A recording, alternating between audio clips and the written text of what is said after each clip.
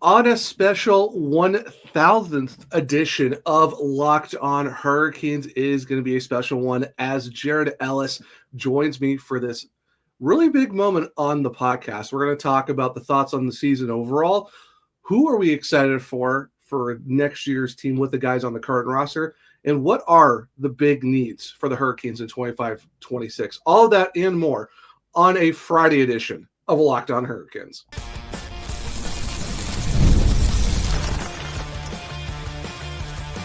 You're Locked On Hurricanes, your daily podcast on the Carolina Hurricanes. Part of the Locked On Podcast Network, your team every day. Welcome to a Friday edition of Locked On Hurricanes, your team every day, part of the Locked On Podcast Network. Thank you to the everydayer for making this your first listen of the day.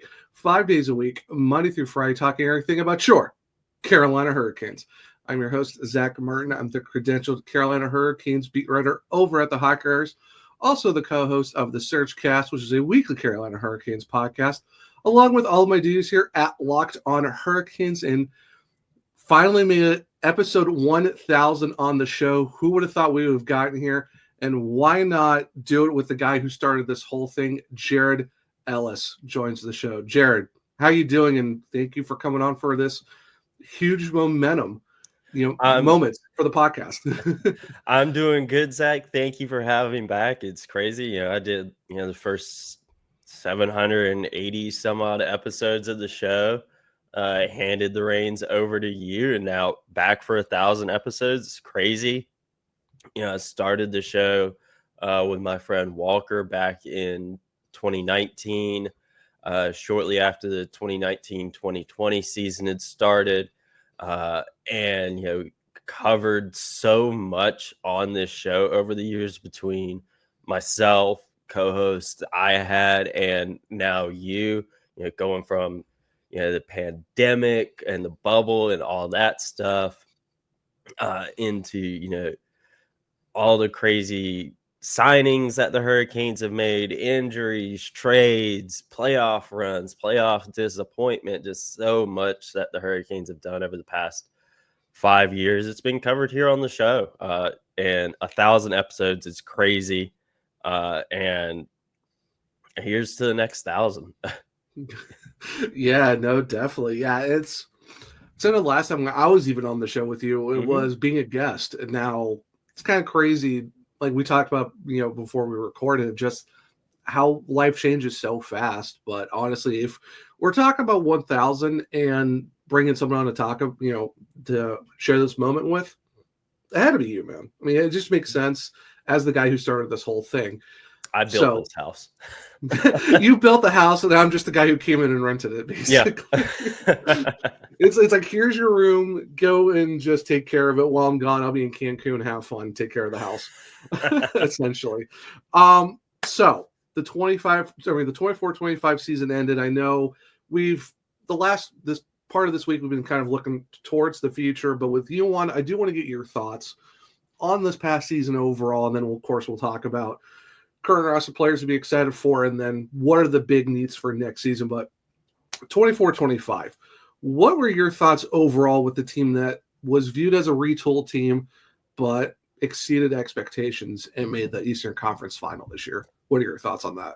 Yeah, honestly, you kind of nailed it on the head just asking a question. How it was originally supposed to be like a retooling, rebuilding year. A lot of people did not have high expectations for the Hurricanes. We all remember the graphic of, they lost this many guys. Mm-hmm. They added this many. Obviously, your audio listeners, I'm doing hand gestures. They lost a lot, and they didn't necessarily add a whole lot in the offseason leading up to the season starting. A lot of people had them counted out that they'd be a wild card team at best. And going in, like, even me, I'm like, I don't know how this year is going to go because again, we all saw it. They lost a lot and they added a lot of new guys in. And so there's obviously the initial just disappointment of losing in the conference final again. Okay. Everyone's going to be disappointed about that. But I'm not going full scorched earth on it like, some folks are, because at the end, they exceeded expectations. They weren't supposed to get to the conference final. They were probably at best a first, maybe second round exit team. Just on paper with what they had going into the year. Obviously, there was the whole Miko Rantanen debacle stuff, which again, after that trade to Dallas happened, everyone was like, oh, they're done. They're done. And then they're able to get to the conference final. Obviously, they lose, but I mean, they break the losing streak. So there's that. So all in all, I think the season was a success. Even if we didn't go as far as we wanted, it was yet another year of playoff heartbreak. But taking everything into consideration, I think it was a good year. They exceeded expectations. That's the big thing here. And can they follow up on that in this upcoming season? I hope they can. It's going to be another year of having to do some retooling and continue to build off of what they accomplished this year. I know I've seen people say that Rod Brind'Amour is going to be in the hot seat this coming year. No, I don't agree with that in the slightest. They would have to take a severe nosedive, and it be at least 2 seasons of nosediving for him to be on the hot seat. I think, Tulsky and Dundon, like, if, knock on wood, say this coming season's a bad year. And I don't think he'd be on the hot seat heading into the 26-27 season. He wouldn't be on the hot seat. They would just be like, hey, you need to turn it around. But he's not going to be on a hot seat. He would have to have several bad years in a row for that to happen. So he's not going anywhere. He's the reason why this team is where they're at now. He's the reason they turned the corner those years ago in going from mediocrity to a year in, year out playoff team that on paper could contend for the Stanley Cup. So he's not going anywhere. But it was a good year. I'm just really, I had to take a step back on this one to realize that, like, okay, let me take that initial playoff disappointment out. Really look at this season. Overall, it was a good year. Hopefully they can continue to build on it heading into next year and after that. But all in all, it was a good year. Exceeded expectations for me. And I know a lot of people had them counted out of the playoffs altogether, but they did it. They had another deep run. And I think that's just going to make the guys that much hungrier to get it done next year, year after, and so on and so forth. Yeah, no, 100%. I think even like Ovies and Giglio probably put it best. It's probably the best work Rod Brind'Amour has done in terms of finding a way to coach this team throughout the season. Because you look at this, you talk about Shea, Pesce, Nason, Teravainen, a lot of guys leave. You do get back some good guys. Gostisbehere, Walker, Carey, analytical darling, guy who has won a cup with the Golden Knights. Like I said, they didn't go through the trade in January. The issues of jury are out. You get Hall and Rantanen, which Taylor Hall is still kind of, it's crazy. You look at the guy who initially started the whole trade thing, then was overshadowed, but then now he's got a contract extension after having a pretty good season with the Canes. Mm-hmm. And then you go and pivot. Now you get Logan Stankoven. Great playoffs for the rookie. Did a great job joining the likes of like Eric Cole, Warren Fogle, the late Joseph Vostacek to put up goals in one playoff run or goals in elimination games. So being able to do all that in a retool year, multiple roster changes of a bunch of different faces coming in and out through trades in January and March, making a run like that, it goes to show, like you said, Rod is not going to be on the hot seat. and I've been saying this, you don't get rid of a coach who's just giving you 7 consecutive playoff appearances with winning the first round. Mm-hmm. Before that, 97 to 2018, 5 playoff appearances in the franchise. He's gone 7 for 7. And plus, who's even left to coach? Torts and Laviolette. That's a downgrade. I'm sorry, that's a downgrade to go to Laviolette again for a second time. He's had 1 playoff appearance with the Canes in his entire history with the team. And John Tortorella lasts maybe 2-3 seasons. That just makes no sense to me.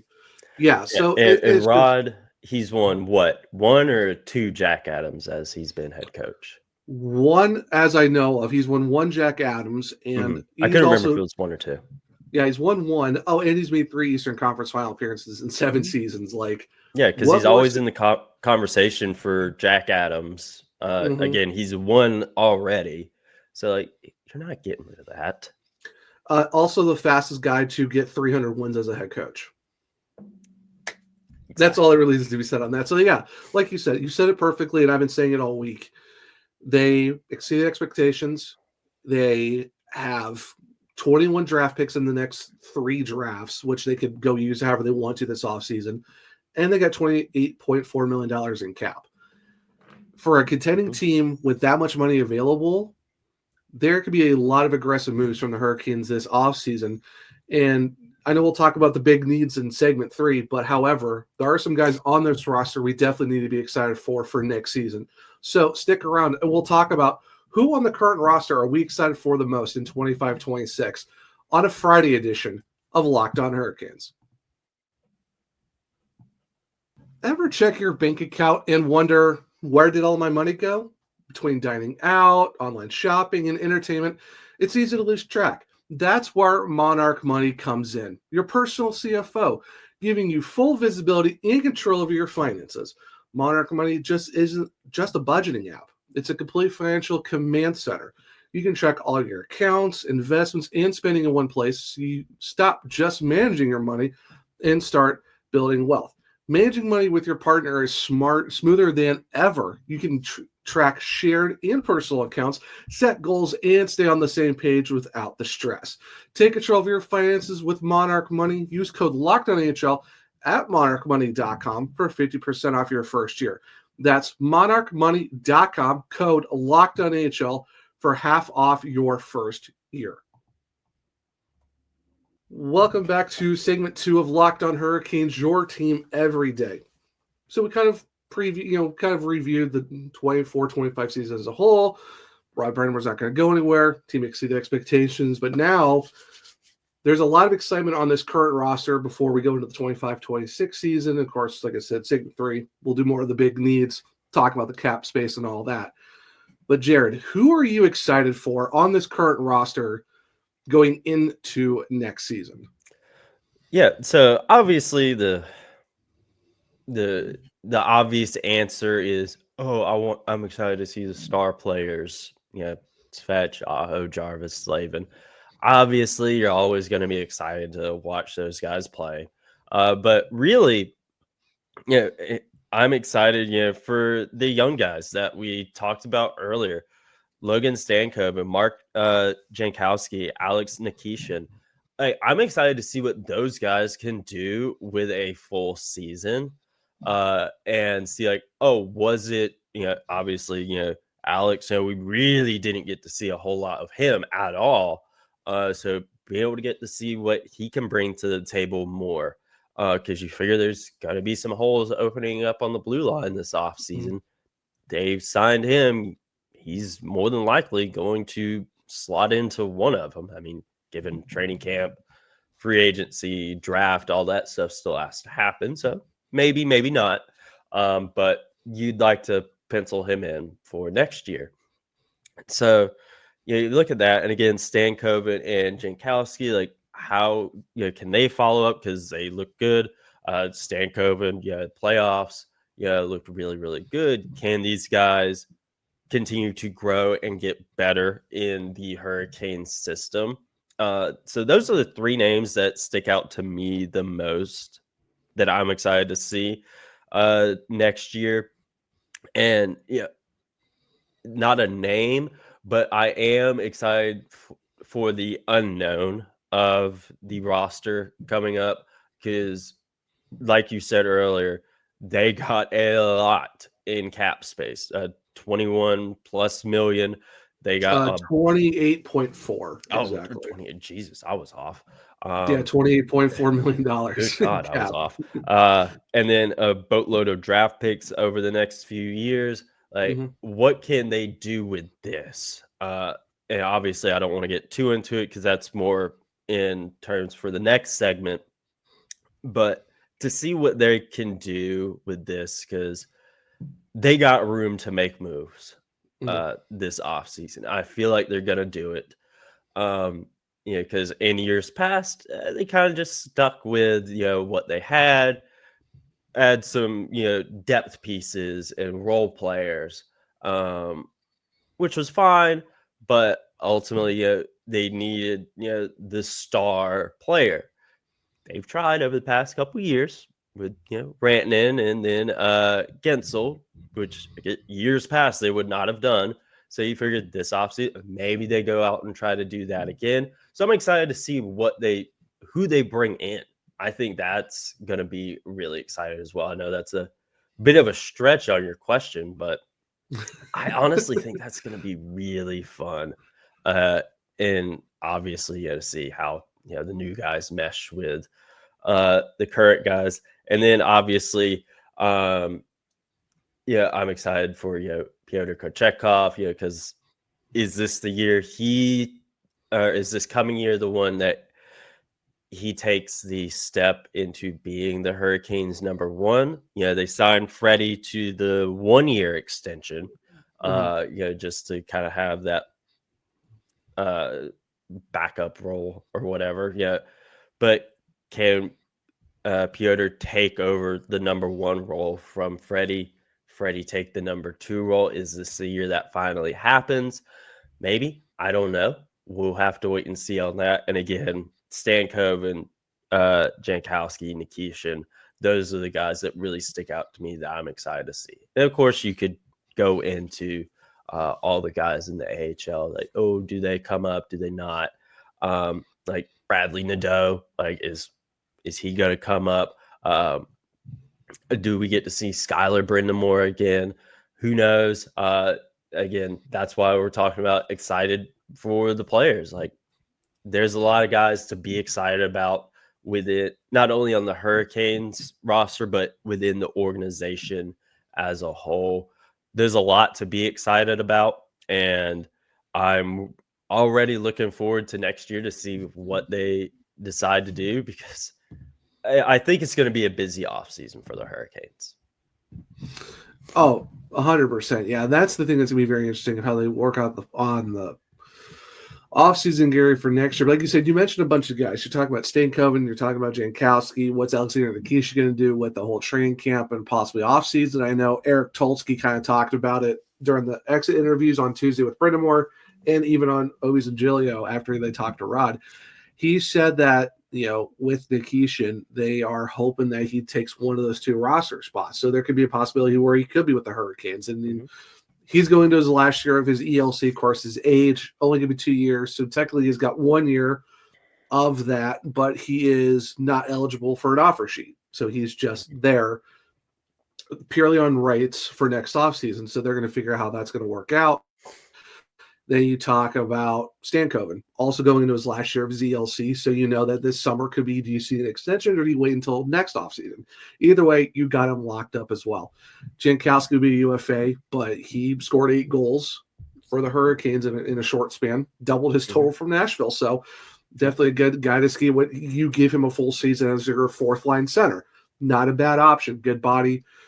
He's tall, so can score, play great defense. He did pretty well in the playoffs, all things considered. So definitely another guy to watch out for. You talk about Pyotr Kochetkov, and Rod Brindamore says that when he was talking to O&G, is he wants to see him take that next step.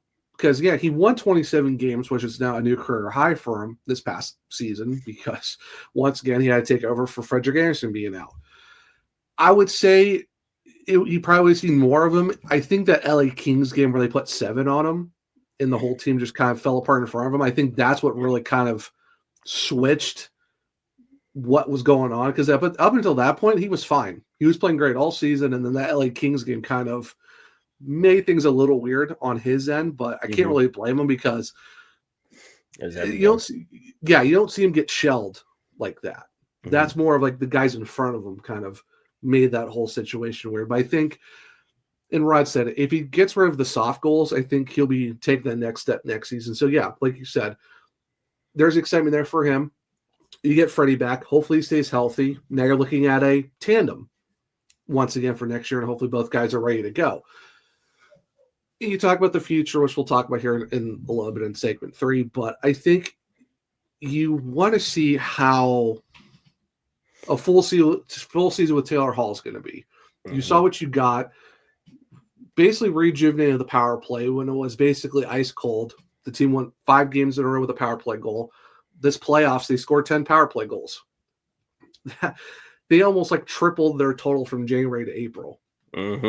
Just in the playoffs, because they had 3 up from January to mid-April, and then they decided to score 10. So I think with you get 3 years to Taylor Hall, I want to see what a full offseason camp, regular season is with him, because he's a former MVP. He knows what he's doing. He's been there and done that. I forget that sometimes. Yeah, 2018 with the New Jersey Devils. Who would have thought? Another guy that I'm really excited for, and you kind of mentioned with a bunch of the big names, is how is Seth Jarvis going to do in another season? Where do we see him? Do we see him on the first line the whole time, or is he still going to be that Swiss Army knife that goes up and down the lineup to be the spark plug of whatever line? I think you give him a full season because he set a new career high in assists with 35. He tied his point total from last season while playing in 7 fewer games because he re-aggravated his shoulder.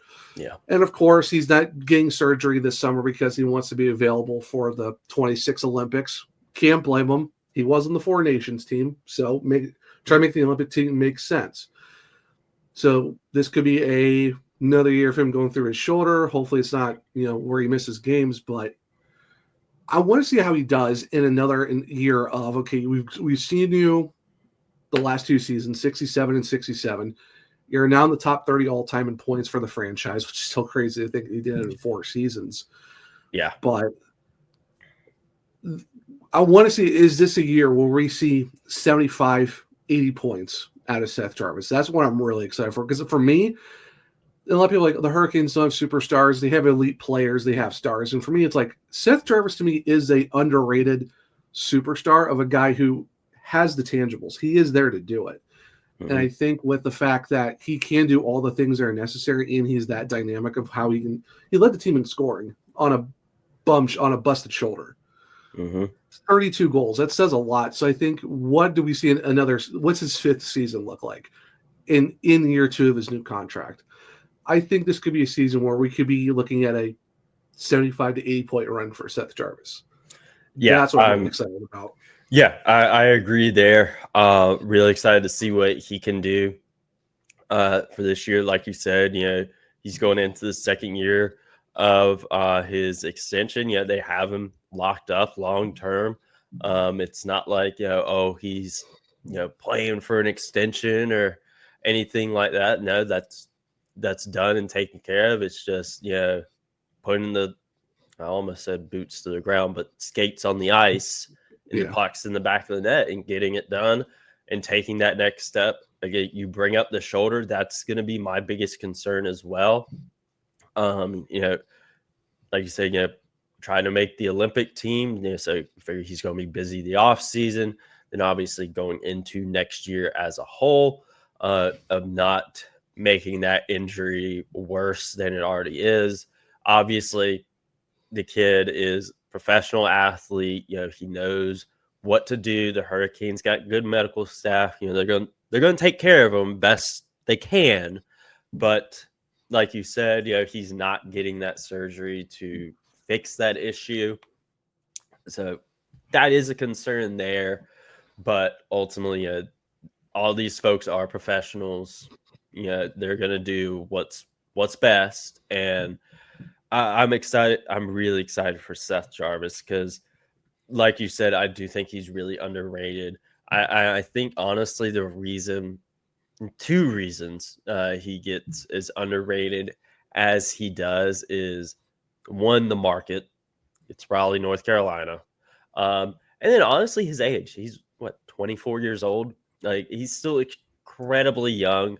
Yeah, 23. Yeah. Yeah. I was gonna So say he's great. early 20s. Yeah, early 20s. Yeah. Yeah, he's incredibly young. He's still growing, and like you said, is this going to be the season he takes that next step Mhm. into the 70, 80 point season to really put his name in the star and superstar category? Maybe it is. Isn't he going to be on the second season of that Amazon show or whatever? Yep. Mhm. Yeah, Yep. exactly, something like that. Taking again, I know it's not an on the ice thing, but again, that just feels like another thing of just taking that step into having his name in the superstar category Oh, 100%. in the Yeah. league, being on that where it's going to be a lot of eyeballs on Mhm. him and the team. I think that's going to be really good just for him, having a bigger name for the team, more Mhm. exposure. I think that's going to be good too. But that's and not on the ice thing, but I think that's going to be good for growing his name and growing the team's brand as well, being on that.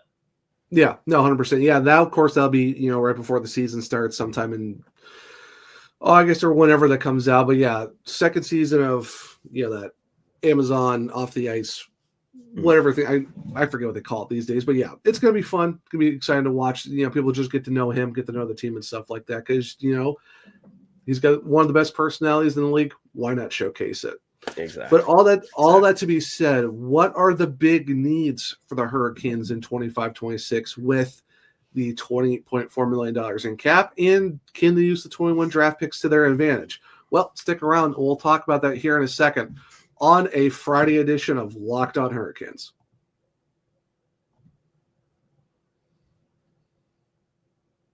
Welcome back to segment 3 of Locked On Hurricanes, your team every day.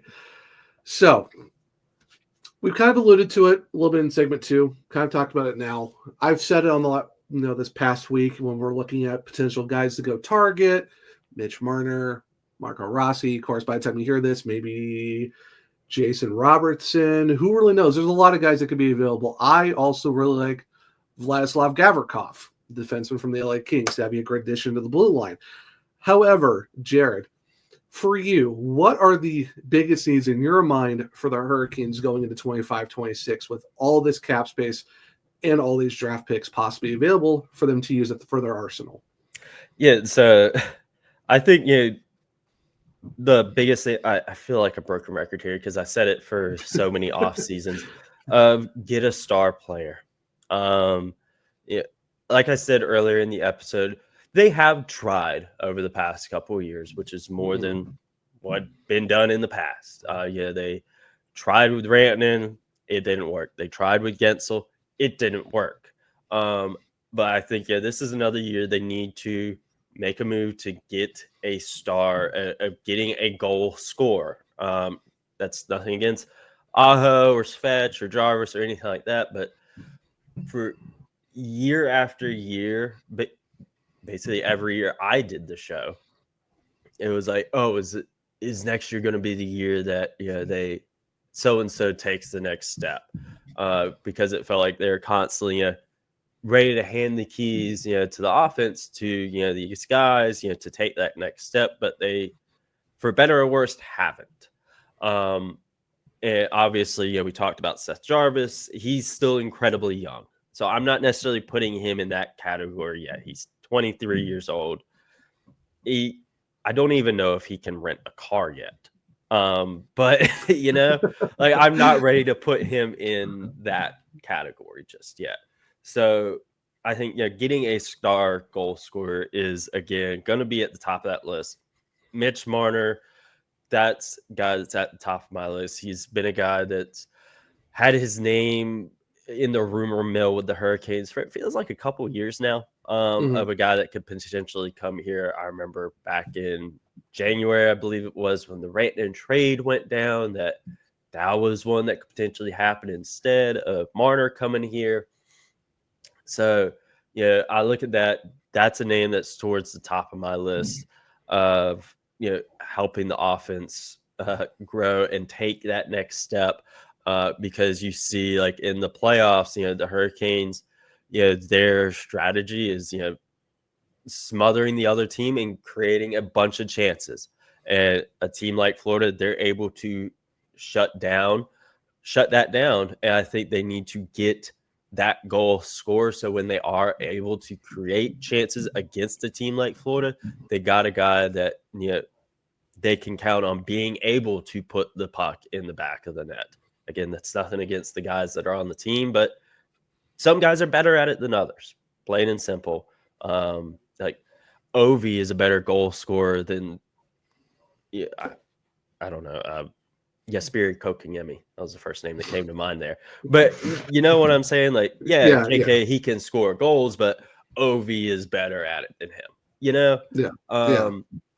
So getting a good goal scorer, I think, is going to be big, as well as getting younger. I think that's going to be important as well, because you look at some of obviously the core guys, Aho, Svetch, Jarvis, Slavin, though, with the exception of Slavin, I believe he's like 29, 30 years 29, old. yeah, but I get you. But you got Blake, Stankoven, all those younger guys, like with the exception of Slavin, the 4 core guys, they're all well under 30.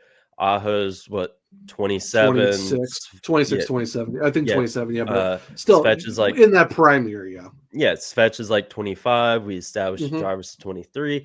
Like, those guys have plenty of time left, but I'm talking more about the guys around them, like Brent Burns. For better or worse, his age is starting to show. He's 41 years old, and it's showing. Jordan Staal's in his mid-30s. Again, I know he's still got, I think, like 2 or 3 years left on his deal. So he's not going anywhere. Jordan Martinook, he's older than me. He's early 30s. Like 31, 32, but 2 more years on his contract at the end of this year. So like a lot of these guys around them, I think they need to get younger to be able to not only keep up with them, but also keep this championship window open for as long as possible. Because with the core guys, you're good. But I do think they need to work at getting younger. Again, I know Rod said he wants to bring Burns back. I'm not too keen on that unless Burns is willing to take on a lesser role of not being a first pairing defenseman anymore. Because, again, his age is showing, and it's starting to hamper Jacob Slavin as well. I think that's going to be big there. Orlov, that's another guy you figure probably going to be gone this offseason. And that's my big thing there is get younger, try to get a star, and a power play coach. Again, I feel like a broken record there. Rod did say the whole staff is coming back. Yeah, that's what I was about to say. I know Rod said that the other day, that entire staff is coming back, and good there. And not saying these guys are bad at all. I mean, you look at what this coaching staff has been able to accomplish over the past several years. Obviously, turnover, year after year with it, but for the most part, what these guys have been able to get out of this team, especially this year. Like we established, how they overachieved and were able to make it to the Eastern Conference Final and win a game in it. But at the end of the day, the power play continues to be a weak spot for this team more times than not. And you said earlier, Taylor Hall coming in really revitalized the power play.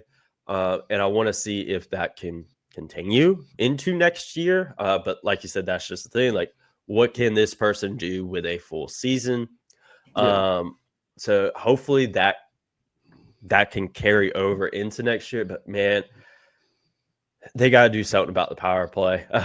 They got to do it, because you can't keep doing that year in and year out, because other teams know it's a weakness of yours. And it's been a weakness for a while. Same with goaltending, though I don't feel that's as bad because Freddie was at least able to stay healthy through the playoffs this year, and you weren't relying on your number 2 and an AHL goalie again. So that was better for them. But even still, like a goalie, like I don't know how exactly things are down there in Dallas right now. I admittedly haven't been as plugged in this year as years past. But with Jake Ottinger, like I remember, like in the Western Conference Final, like there was some drama between him and DeBoer there in that Game 5 or 6 or whatever Game 5, it was. yeah. Yeah, Game 5 there. Like, is he going to want out of Dallas? If the Hurricanes can get him, do you trade Freddie to get Ottinger, or do you continue to roll with Piotr and Freddie? Like, you got the cap space, you got the picks. Like I know said earlier, he also signed an extension too, I think for 7 or 8 years. So yeah, so he's exactly. already got long term on him. So yeah, exactly. That's the thing. He's locked up long term, but again, with that drama, is he like, screw this, I want out. I don't want to be here. Because I mean, you've seen that happen before in other sports. So someone signs a long-term deal, then all of a sudden you're like, I want out, so it's not unheard of there, but it's going to be an interesting off season for sure. One way or another, for good or bad, the Hurricanes got a lot of cap space. They got the picks. They're going to make moves, because they've shown over the past couple of years they're not afraid to make moves anymore. They'll go out and make a splash. Again, I mentioned earlier, him kind of needing to take a step back, but Brent Burns making that trade, that was a big splash. Getting a former Norris Trophy winning defenseman who, for the most part, has been really stinking good for the Hurricanes. Again, his age is showing now, but I mean, that happens to everyone regardless of the sport. But getting younger, getting a goal scorer, and potentially a power play coach, those are my biggest needs for the Hurricanes heading into next season. I mean, all very valid reasons and stuff like that. Going back to Martin, I talked about it earlier this week of you have the cap space to do it. I know AFP Analytics is talking about 12.97 for him. 13 wouldn't be bad if you get him for the 7 years. They've never paid a guy over $10 million. Could it be Marner be that guy? I think he could. I mean, you look at his playoff performance. Everyone's like, okay, well, he always gets eliminated. He kind of disappears, but it's like 13 points in 13 games this past playoff run. 60, like I think he's got like 67 points in 70 games. I don't see where a problem is with that. And I think an important thing there would be that the Hurricanes are a team that are built better for deep playoff runs as opposed to Toronto. They're more of a built for the regular season type team, in my opinion. Whereas the Hurricanes, they're built for the deep runs. So maybe putting Marner on a team that is built for a deep playoff run can benefit him. But that's just something we'll have to wait and see. I mean, get him out of, get him off the Dallas Cowboys of the NHL. It changes scenery move basically more than anything else. And the thing I like about Raleigh is the fact that, they're diehards. We all know there is a bunch of diehards in Carolina. But the thing is, they also let you just go live your life. They're not going to go and give you a hard time on and off it. Like, they're going to know it's you. They're going to say hi, but they're not going to, like, hound you like some other markets. So I think there's that good charm of a southern charm of Raleigh, more suburban. It's a medium-sized market, but it's more suburban rather than a huge downtown or however you want to phrase it. So I think that'd be good for him. I can confirm pretty much everyone, there's just like, oh, what's up? And keep walking. That's going to be it. That's what I do when I see someone, like, oh, hey. Yeah, that's basically I just keep walking. What it is. I don't care. Yeah. Like, live your life. Then that's why you see like Cam Ward's, he's retired there. Shane Willis has been there forever. Rod Brennamore, Justin Williams, the Slavins lived there long term. The Chatfields are talking about that too. guys want to steal it for a reason. So I think change of scenery would help for Marner, because the reason why he didn't want to come to Carolina near the deadline is because he's ready to have a kid. Can't blame him. You don't want to get traded when you're about ready to be a father. Mm-hmm. So understandable. And Raleigh is a good place to raise kids. So I think Marner would be a good option. There's, people are also talking about looking at Brock Besser. Maybe I'm kind of iffy on that one. Nikolai Ehlers want to be a bad option as well, adding some wingers. Now there's the whole talk about Jason Robertson, because the Stars have $5 million in cap and they got at least like 6 or 7 guys they need to resign. And, there's a rumor of Robertson might be going. But the question is for another time, which, I talked about on Thursday's show. You're going to have to get rid of someone to get him. We all like the same thing for Ranton. You had to give up good players to go get a good player. That's just how it is. Marco Rossi, I talked about it for Wednesday's show. They could offer sheet him, but it's only a second because you're looking at 2026 picks. They don't have a first and a third to make it almost $7 million. Their best bet's a second because they don't give up 4 firsts. That's their next option, which is over 11.7. Rossi's not that. They could trade for him. They got the draft picks. So there's a lot of ways to go about this. And I think, Martin would be a good option, possibly Rossi. You look at Nikolai Ehlers. I would even say look on defense. We talked about possibly Nikishin. Do you bring Burns back? Does Orlov come back? I wouldn't be upset with Vladimir, Gavrikov. Mm-hmm. Had a really good season with the Kings, plus 16. A really good shutdown defenseman. Someone who can't. He had over 30 points, but another guy you bring into the lineup. Do you look at $6.5–7 million for 4 or 5 seasons? Not a bad option. You got the space to do it. Why not? And you're shoring up a guy who can be a really good guy. And you can pair him with Nikishin if you wanted to, because he's from Russia. He's really good at what he does. He's a shutdown guy. Then you move possibly Chatfield up with Slavin. So it's Slavin, Chatfield, Nikishin, Gavrikov, Ghost, and Walker. I'm just saying that could be a really disgusting defensive core with those guys there. Chatfield, Slavin. Ooh. We've seen it before. We've seen it before. That one. Yeah, we've seen it before. So adding Gavrikov would be a good slot to have. And then you move Chatfield up. Have that 82 games a year. Ooh. Exactly. Ooh. So I'm just saying there are some really good options here. So I think if you go for a guy like Gavrikov with a broken nose. Yeah, the team's gonna be very bruised if they're going against the Hurricanes like that with that speed and that defense. So there's definitely a lot of options, but like I said, if you go get that guy in Marner or whoever else, like I said, you got Ehlers, do you kick the tires on Robertson if there's something there for that? There's some guys on defense you go for, it could be Provorov. I think Gavi would be a better option. Goalie, I would say go get a third goalie. Just in case. Oh, yes, for sure. I would say Alex Lyon on a 1.2, 1.3. He's a proven track record of a guy who can get you wins. He played here before. And he's played here before. I mean, he helped back Florida into the playoffs in 23, which we don't know how that story played out for the Canes, but he's been a guy who's been there. I mean, there's a bunch of guys you can go get. Who I'm going to say they need to bring back for their third goalie? Who? Bring back Ned. I knew I had a good indication it was going to be in the Delta position. One of you got? I mean, hey, if we're going to go on that train of bringing old former goalies back, Anton Forsberg, why not? Hold on. No, but I think Alex Lyon would be a good third goalie or any combination of that. So it should be very interesting how that plays out. So I guess we'll see. We'll see how that works out. But overall, it should be very exciting. I'm ready for how the season plays out, and especially in the offseason as they get better. But Jared, thank you so much, man. This was a lot of fun having you on for episode 1000. Crazy that we got here. But for people to find you, where can they find you on the socials and all of that good stuff?